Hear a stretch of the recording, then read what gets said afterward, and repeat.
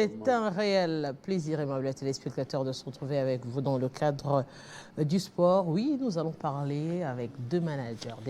Vous le savez, cette émission de sport qui est là pour la promotion des disciplines, mais également la découverte aussi d'autres disciplines. Aujourd'hui, nous allons parler du MMA. Oui, d'habitude, communément, on appelle combat libre MMA, qui est plus expérimenté à l'extérieur, à pratiquer à l'extérieur, veut également se pratiquer ici en République démocratique du Congo. Oui, un Congolais qui accepte de venir ouvrir son esprit ici en RDC pour intégrer cela au fils du pays. Nous avons M. Cédric Martel Kabea, qui est président de la Ligue professionnelle. Bonjour et bienvenue ici à Kinshasa, mais aussi à Télé 50. Bonjour, merci beaucoup. C'est un réel plaisir de vous retrouver. C'est vrai, on sait, vous avez déjà fréquenté ici Kinshasa, mais aussi le plateau de Télé 50. Aujourd'hui, on vient carrément parler du MMA. Vous pensez, vous avez d'ailleurs déjà installé la Ligue ici en République démocratique du Congo. Oui, j'ai déjà installé la Ligue.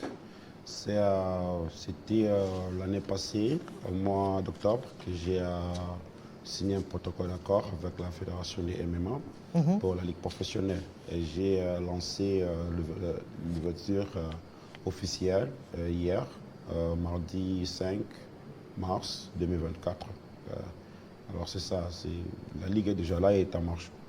Aujourd'hui, qu'est-ce qui vous a motivé de venir installer une Ligue professionnelle ici en RDC? Sinon, je dirais très bien, les athlètes congolais souffrent. Et dans le cadre de MMA, nous trouvons beaucoup de Congolais aussi.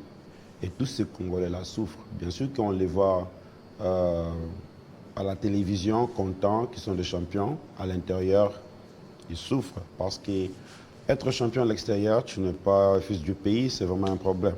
Mais quand tu es fils du pays et champion, dans ton pays, tu es vraiment respecté. Tu parles à n'importe quelle place, quel endroit, quel pays, on va te respecter parce que tu as les titres là, provenant de ton pays d'abord, avant d'amener ça à l'extérieur. Et alors, compte tenu de la façon dont on traite les athlètes congolais à l'extérieur, et ils prétendent être contents, moi je vois aussi que non, c'est pas bien, on peut savoir ça chez nous. Et aussi, c'est vraiment du business, ça a beaucoup d'argent, c'est une économie parce que ici au Congo, nous sommes trop riches, le sous-sol est très riche. Nous avons le sport qui est aussi, comme pour moi, le sport, c'est la deuxième richesse du Congo. Je vois la population congolaise à quelque chose de 80% de sportifs. Nous avons tout, un talent du sang. Là-bas, à l'étranger, au pays bien développé, il faut commencer le MMA à l'âge de 6 ans. Un Congolais, tu le prends à l'âge de 30 ans, il sera un champion avant qu'il soit âgé de 40 ans. Tu vois, c'est quelque chose que nous avons dans le sang. Alors, c'est une richesse à exploiter. Ce sont des choses qui m'ont vraiment poussé à venir prendre part de ça. Vous êtes athlète ou vous pratiquez ou vous avez pratiqué le MMA? Une fois, mais pas professionnelle.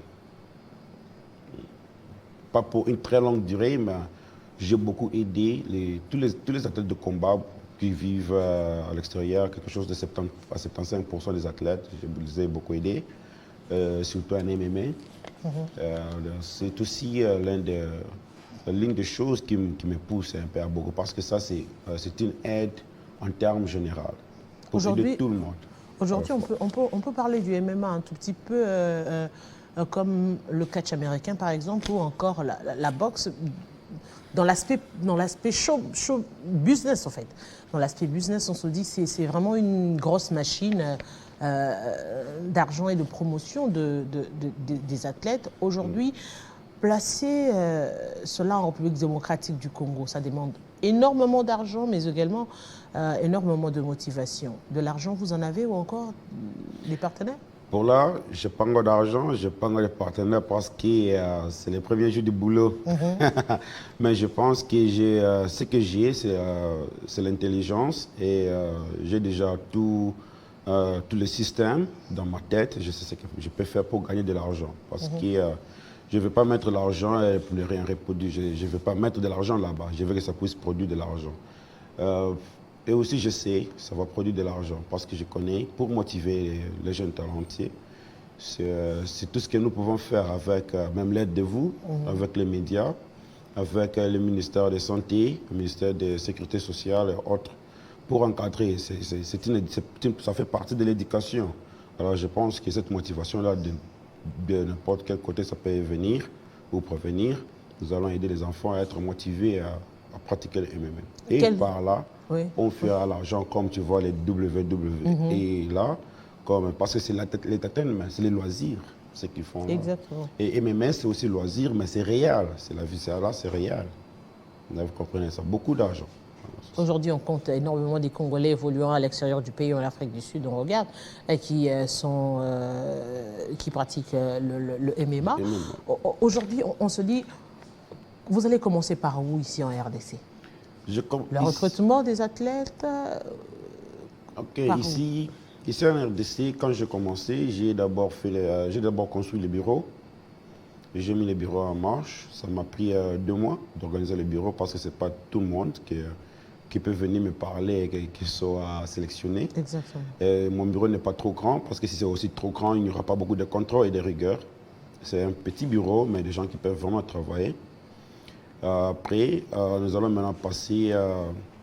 on a passé au lancement officiel parce que le bureau est déjà là. Ce qui veut dire si vous nous contactez, il n'y aura personne qui va vous assister. Et maintenant, le troisième étape, notre étape, c'est nous sommes maintenant au niveau de sélection comment je peux appeler ça, chambre technique. Chambre technique, c'est plus les athlètes aussi. Alors, nous sommes là maintenant pour sensibiliser, que les athlètes connaissent qu'il y a maintenant la Ligue qui est là et en marche. Et cette chambre technique va assister les athlètes à devenir des pros.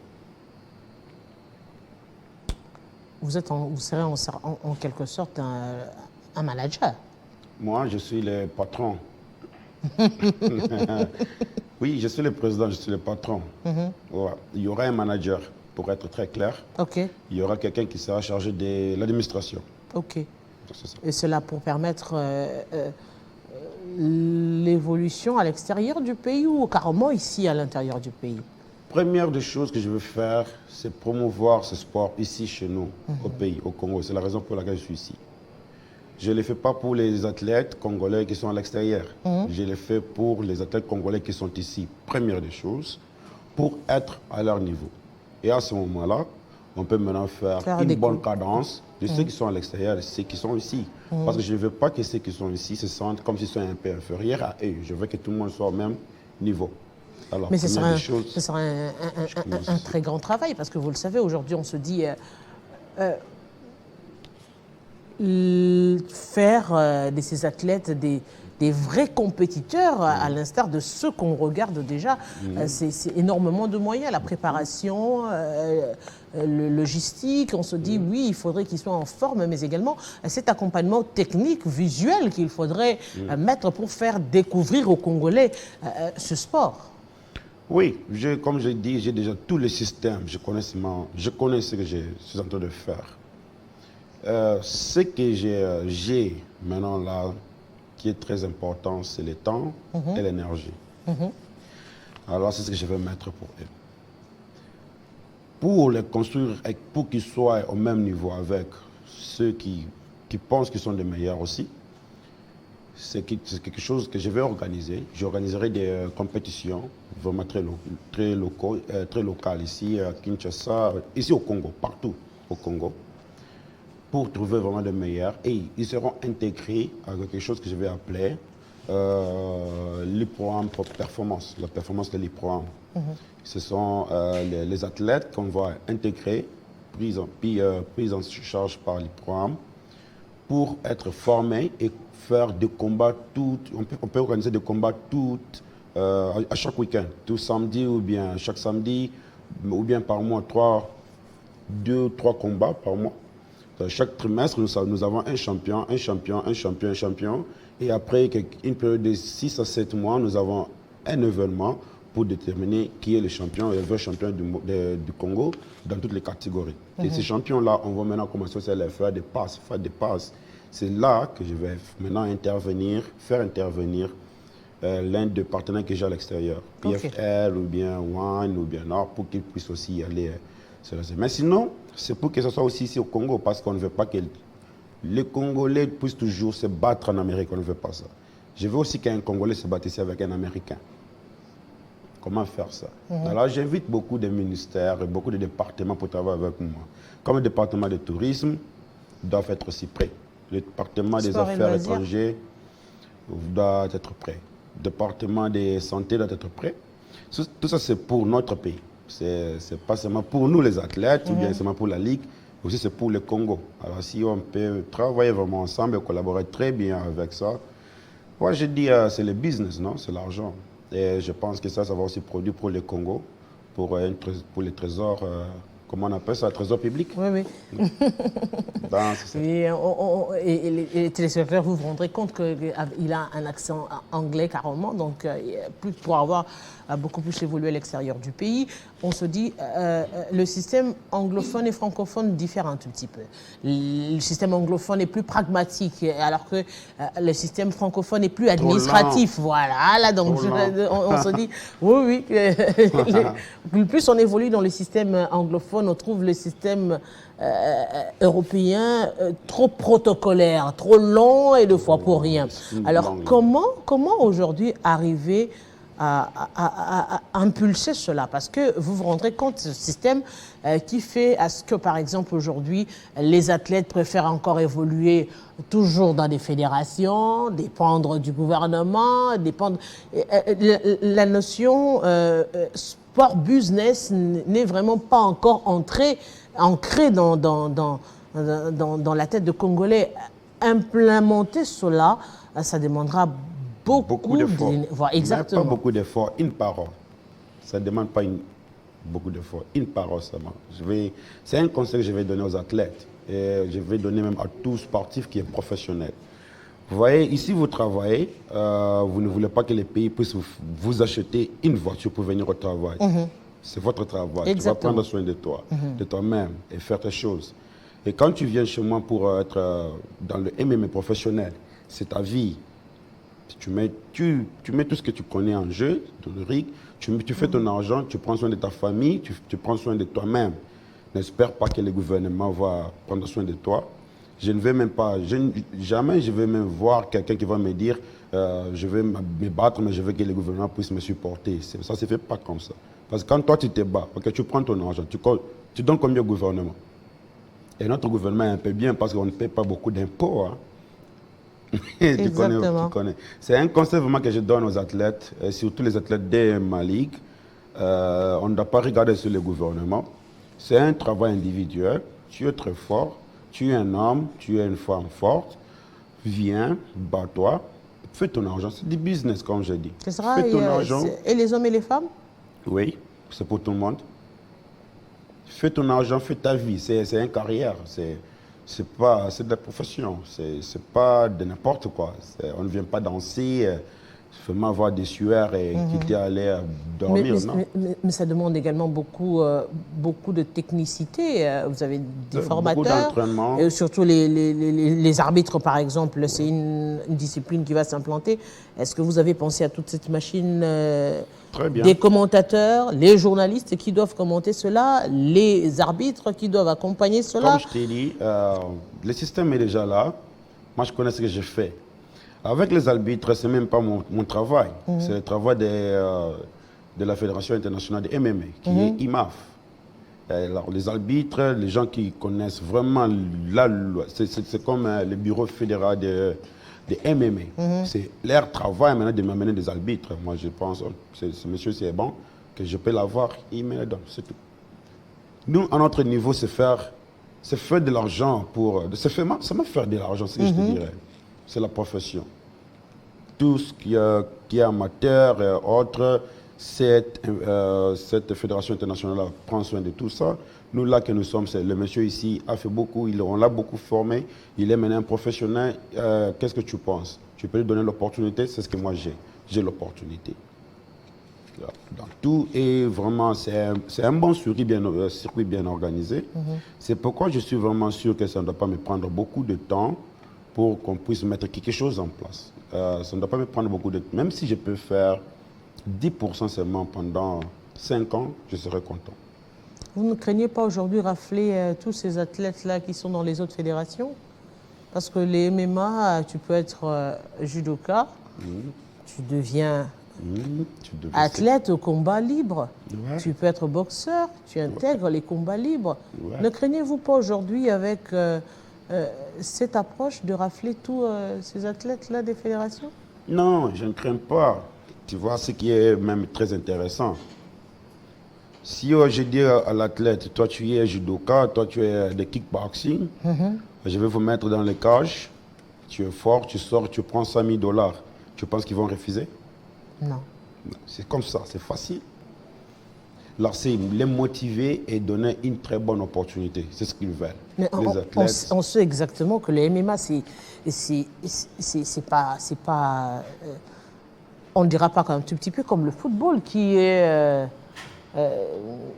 un sport populaire où tout le monde peut entrer, peut avoir accès. On sait que le MMA, un tout petit peu avec le catch, la boxe, c'est de sports, des loisirs un peu plus pour une catégorie des consommateurs. L'élite, quand même, on se dit, ouais, ceux qui ont un peu plus d'argent. Beaucoup plus d'argent, parce que c'est trop risquant. Oui, c'est pas populaire parce que c'est un sport qui n'est pas daté de très longtemps. Le MMA en général n'est pas plus de 50 ans comme le football. Exactement. Mais si vous voyez l'évolution des MMA maintenant, là, c'est très, très, très vite. Les MMA, ça booste, hein, ça booste. Vous avez tous suivi Francis Ngannou et le boxeur, comment c'était à cadre de MMA. Vous avez regardé comme UFC évolue. L'UFC, chaque samedi, il y a un combat de UFC. Exactement. Et on appelle ça Vegas Night. Et c'est toujours plein. Grandes arènes. C'est pourquoi j'ai pris que cette arène-là des stades de martyrs finisse un peu plus vite. Ouais. On peut organiser des combats là-bas tout mois, à chaque fin du mois, ou bien au milieu du mois. Ce sera très bien. Donc aujourd'hui, évidemment, c'est avantageux d'avoir ces infrastructures, quand même, faudrait le dire. Moi, je suis vraiment content comment montrer ça. Regarde ce que nous avons. J'ai dit, oh mon Dieu, merci. Ça va finir quand? On ne connaît pas, c'est ça, c'est le problème. Mais quand ça va finir, moi, je vais faire l'ouverture. Parce qu'avec les combats des MMA. Avec ce que moi j'ai, c'est le tout sport de combat, ce que j'ai. C'est tout sport de combat. Et j'ai même payé la cage déjà. Ah bon, comme j'ai dit, ce n'est pas quelque chose que je vais aller au gouvernement dire, bien sûr que je suis le président de la Ligue nationale, c'est pour la nation, c'est pour le peuple congolais. Je peux avoir l'argent pour payer la cage. Non, moi j'ai déjà payé la cage. La cage sera ici avant le mois de juin. Déjà au 30 juin, on aura quelque chose d'exhibition, seulement pour montrer que non, ce que nous disons est réel. Quand on va ouvrir la salle, la cage sera là-bas. Et cette cage-là est construite à tout. Je peux faire le MMA à l'intérieur, la boxe à l'intérieur. Je peux faire il y a aussi mix qui est de judo élite, mais à une condition que tu gagnes par choke. Hein? Comment on appelle Abandon. ça? Abandon. Donc, la personne doit abandonner. On peut faire là-bas la boxe sans gants. Et on peut faire là-bas le combat, la compétition de kickboxing. On peut seulement enlever tout et mettre des nets seulement pour judo. Judo ou bien libanda, comme on appelle ça ici. C'est l'élite. Donc, je suis très bien préparé. Je connais ce que j'ai amené dans mon pays. Je ne veux pas que les enfants puissent être dans la rue, faire des choses qui sont vraiment impossibles. Ce que nous voyons à la télé parfois. Se battre avec des gros... Des machettes. Des choses là. Prendre beaucoup d'alcool, être surbombé. Là. C'est pas bien pour la jeunesse parce que nous parlons du Congo aujourd'hui. Le Congo maintenant, c'est, je pense, 60 ans maintenant depuis l'indépendance. La jeunesse congolaise est très pauvre. Vous vous rendez compte? Quand vous sortez ici, vous voyez combien de jeunes en route qui ne font rien. Et quand tu leur demandes tu pars où, ils ne connaissent même pas, ils ne savent même pas là qu'ils partent. Mais ils partent seulement, hein. Il y a des gens. Mais avec ce que moi j'ai amené, c'est une opportunité pour tous ces gamins-là de bien grandir aussi. Mais aujourd'hui, on se dit, la RDC peut être pris à l'image des États-Unis d'Amérique, par exemple, où il y a un grand nombre de la population où il faudrait diversifier, ne penser pas seulement à être bureaucrate, mais plus œuvrer dans la culture, les arts, le sport, Mais qui peut accompagner cela? Qui pour accompagner? Pour notre pays, Oui. nous-mêmes Congolais, il faut qu'on se prenne en charge. Il faut que chacun puisse me faire son boulot. Nous avons le président de la République qui peut contrôler, tout gérer. Il peut toujours regarder ce qui se passe. Il peut voter des lois, c'est bien. Et nous, on respecte les lois, mais en faisant notre travail. Chacun va se mettre au boulot, c'est nous-mêmes qui vont. Les Américains l'ont fait, il n'y avait personne qui les avait accompagnés. Et même. C'est comme ça que ça se passe. Tu es mère d'une famille de 20 enfants, ok? Tu regardes tes enfants, déjà à l'âge de 10 ans, 11 ans, 12 ans, vous commencez à vous trouver vraiment quelque chose de caractère. Et tu vas voir ce que chaque enfant aime. Alors les Américains sont comme ça. Si tu aimes le football, tu parles. Bien sûr, tu parles à l'école, mais à l'école, là, il y a le football. Si tu aimes le karaté, tu pars à l'école, mais à l'école de karaté, là, il y a des karaté. Si ce n'est pas possible, que tu n'as pas vraiment de moyens, tu cherches un centre de karaté, là que tu peux envoyer ton enfant, et l'enfant peut toujours aller à l'école. Jusqu'à ce que tu n'auras pas la possibilité de supporter les écoles, karaté peut prendre soin de l'enfant. Donc c'est ça l'Amérique. Les musiciens, les artistes, les gens qui dessinent. C'est comme ça. Moi je dis, voir les jeunes gens ici, à la maison, ne font rien dans des quartiers, Bombay, ils partent au judo, tu pratiques pour devenir qui? Ils n'ont même pas de vision. Tu veux devenir un champion un jour? Oui, quel champion? Il veut se mettre champion à Matete? Non. Mais un jour, il faut être représenté au Congo, quelque part là, dans des Jeux olympiques, et soit champion quelque chose de 20 fois dans ta vie. C'est les carrières qui prennent un peu des choses au sérieux, qui se battre dans des rues, faire des koulouna, courir, faire du désordre et être toujours derrière des gens. On s'est passé le temps. On n'était pas né pour passer notre temps. On était né pour utiliser notre temps. Parce que quand tu es mort, on n'aura plus de temps. Alors c'est très bien d'utiliser le temps que tu as et l'énergie que tu as, la force que tu as. Aujourd'hui, pour intégrer la Ligue professionnelle, qu'est-ce qu'il faut? À ce moment ici, pour intégrer la Ligue professionnelle, il faut commencer déjà à être un bon amateur et être prouvé par la fédération de MMA avec une licence de profession. Après ça, vous pouvez aller sur notre site web, il y a email. Vous pouvez nous envoyer. Il y a aussi une fiche d'enregistrement là que vous pouvez vous enregistrer. Et nous allons prendre la fiche, comparer avec les databases de votre profil à la fédération. Et nous allons vous appeler pour vous faire, comment on appelle ça, des passes. C'est quelque chose que on met en place un bon coach qui peut te demander de faire ça, tu fais, c'est un examen. Parce que c'est pas seulement tu pars, tu te bats, tu te crois que tu es puissant. Tu viens, non, il y a aussi un examen.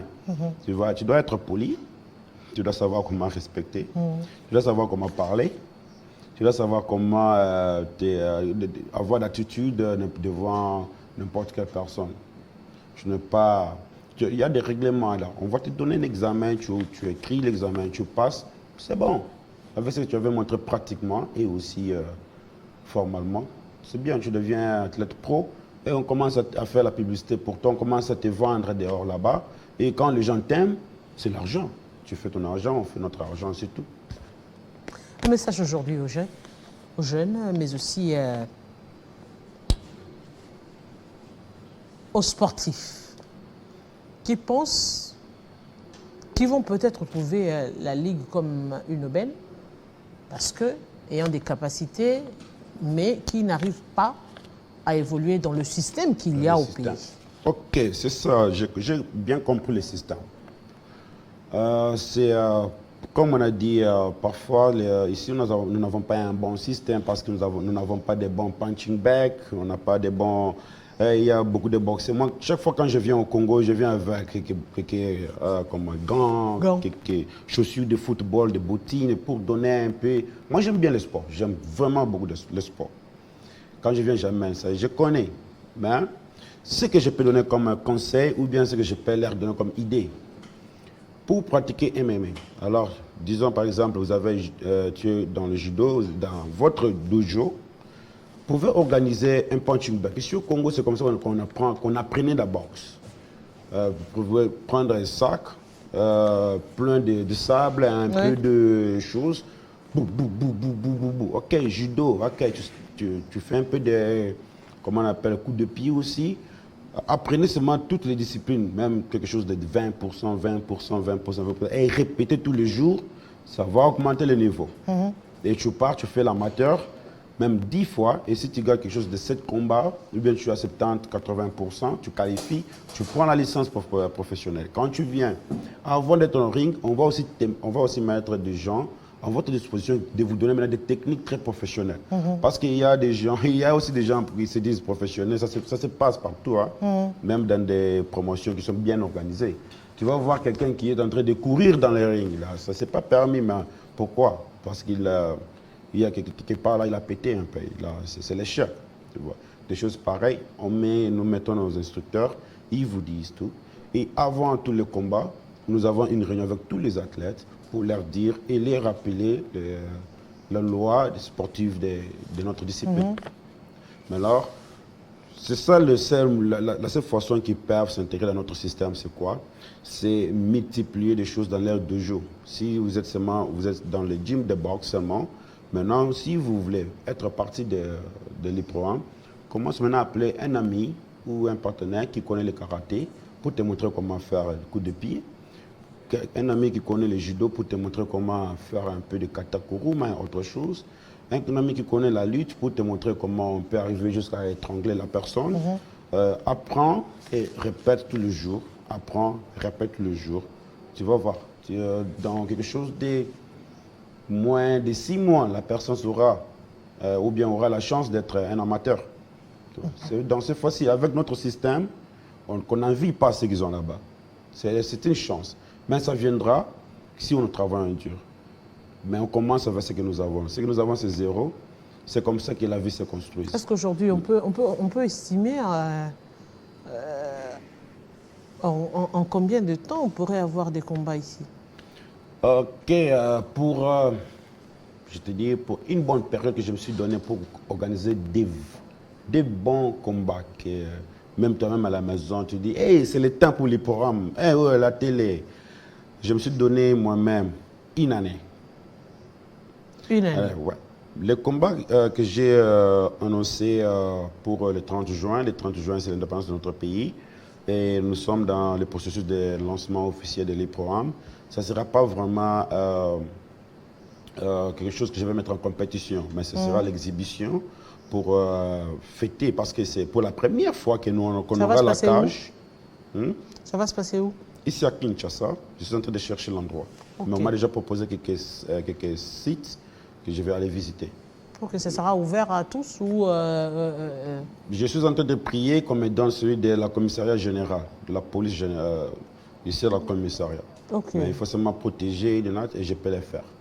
Je suis en train de prier qu'on me donne ça. Et ça, là, c'est vraiment sécurisé, c'est bien.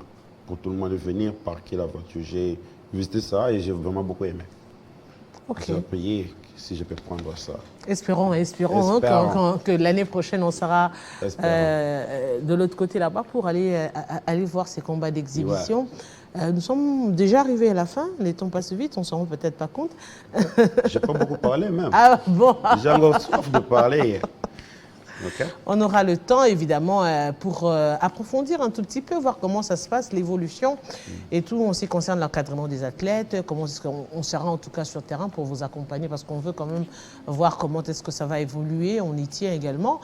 Un message aux autorités du pays, un message aux athlètes, mais également aux responsables des différentes fédérations.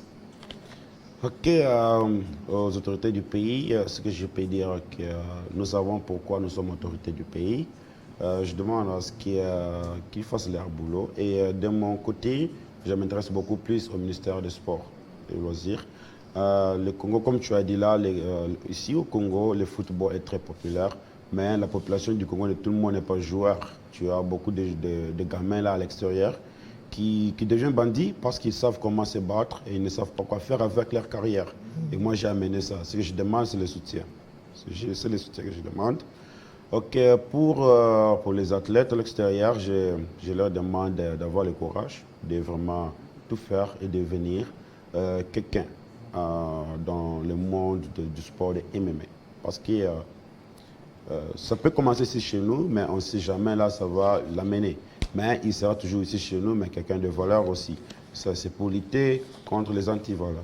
Lutter avec des dopages, comment on appelle, des drogues, s'enivrer.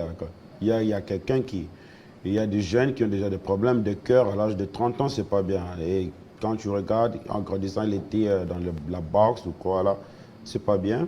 Et aussi, je demanderai au ministère de Santé de m'accompagner. Et Affaires étrangères et tourisme, parce que c'est ça, c'est l'argent de notre pays et je ne vais pas perdre ça. Je veux que les programmes puissent vraiment contribuer à notre pays. Et je veux que je sois aussi dans l'histoire de notre pays. Je veux que les programmes soient là, dans l'histoire de notre pays. C'est quelque chose qu'on ne peut pas négliger. C'est bien sûr le sport. Je ne sais pas comment les gens comprennent, d'autres gens comprennent le sport. Mais les gens ont tendance à penser que le sport, c'est... Moi, je vois le sport... C'est le loisir, c'est après avoir tout fait, on est en train de se distraire. Le sport gagne beaucoup d'argent. Le sport gagne beaucoup d'argent parce que si tu prends par exemple la FIFA, tu prends les montants mensuels que la FIFA produit chaque mois, mais tu peux acheter ça. Non. On peut te donner ça. Non. Pourquoi on ne lâche pas? Parce que c'est rentable. C'est comme ça le sport, c'est le business. C'est une richesse d'un pays. Si vous voyez les pays comme la Nouvelle-Zélande avec le rugby seulement, vous comprenez. Ici au Congo, tout est un peu lent. Maintenant, je pense que c'est le temps qu'on puisse un peu accélérer. Et nous sommes des Congolais. On n'a pas envie d'envier. Faisons-le. Et nous avons la capacité de le faire. On peut le faire. Monsieur Marcel, Cédric Marcel Kabeya. Martel. Qu'est-ce que j'ai avec Marcel? Ah oui, c'est français. Martel. Monsieur Cédric Martel Kabeya, je vous dis grand merci. C'était un réel plaisir de partager ce moment avec vous. Je rappelle aux téléspectateurs que vous êtes président de la Ligue professionnelle de MMA ici en République démocratique du Congo. Oui, d'ici l'année prochaine, vous allez expérimenter ces combats de MMA dans nos installations sportives. Oui. Et c'est possible, l'idée est déjà là, la machine est déjà en marche. Question juste de patienter. Ce sera un réel plaisir de vous revoir ou encore de faire des descentes sur terrain justement pour faire les suivis de cette vision. Okay. Merci beaucoup. Merci pour me recevoir. Et aimables téléspectateurs et vous, on se retrouve très prochainement avec le même plaisir justement pour parler aussi sport avec deux managers.